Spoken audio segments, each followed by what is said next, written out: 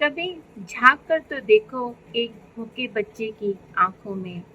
वे रोटी से ज्यादा आपकी दया को तलाशता है। नमस्कार मित्रों, मैं हूं आपकी दोस्त संतोष मालविया और आप सुन रहे हैं कहानियों की दुनिया, कभी प्रेरणा कभी भावना। ये सिर्फ एक थाली नहीं, आज की कहानी की शुरुआत है। मीरा घर से जल्दी निकली थी, खुद नाश्ता भी नहीं कर पाई थी। उसकी माँ ने प्यार से उसे टिफिन थमाया और साथ में थाली और चम्मच भी रख दिया और कहा, रास्ते में खा लेना, तेरी पसंद का पनीर बनाया है और साथ में नान और खटाई भी रखी है। मीरा ने कार में बैठते ही टिफिन खोल लिया और खाना थाली में सजाकर गोदी में रख लिया। एसी चालू था, हाथ में मोबाइल था। उसने अभी पहला हो ही लिया था कि ट्रैफिक सिग्नल के ऊपर गाड़ी रुकी। उसी वक्त नंगे पांव एक छोटा सा बालक आकर खिड़की के पास खड़ा हो गया। उसकी नजरें सीधी मीरा की थाली पर पड़ी, पर उसने हाथ नहीं फैलाया।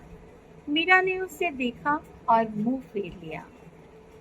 ठीक उसी समय सड़क के उस पार गुरुद्वारे के दरवाजे से एक बुजुर्ग सिख बाबा हरनाम सिंह जी बाहर निकल रहे थे। सिर पर पगड़ी, हाथ में लंगर की थाली और आंखों में करुणा की गहराई।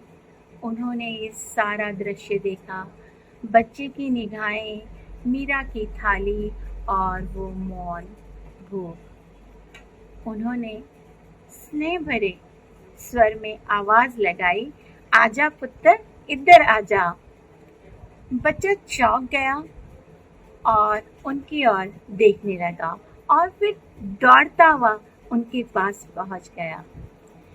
बाबा जी ने अपनी थाली में से उसके पात्र में रोटी, दाल और ममता परोसी और कहा, शरीर दी भुख तां रोटी नाल मिट जाती है, पर दिल दी भुख सिर्फ प्यार दे नाल।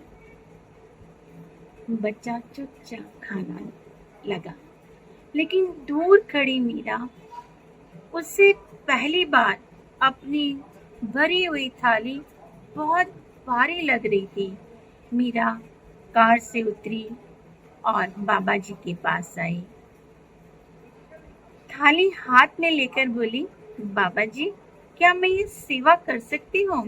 बाबा जी मुस्कुराए और बोले, बेटा, सेवा करने के लिए रसोई की नहीं, दिल की जरूरत होती है और दिल तब खुलता है जब आंखें किसी की भूख को देखती हैं। उस दिन मीरा ने पहली बार जाना, रोटी सिर्फ पेट नहीं भरती, आत्मा को भी तृप्त करती है। और उस दिन के बाद मीरा की जिंदगी बदल गई। उसने तय कर लिया, अब उसकी थाली सिर्फ उसके लिए नहीं होगी, वह हर रोज किसी जरूरतमंद के लिए भोजन तैयार करने लगी। उसकी रसोई अब सिर्फ पेट नहीं भरती थी, वो सेवा और इंसानियत की खुशबू भी फैलाने लगी थी। तो दोस्तों, अगली बार जब आप अपने लिए थाली परोसें तो एक पल के लिए उन अनगिनत थालियों के बारे में भी सोचिए जो आज भी इंतजार कर रही है, एक रोटी, एक दया और एक इंसानियत भरे हाथों का। क्योंकि असली संतोष तब आता है जब आपकी थाली से किसी की भूख मिटती है।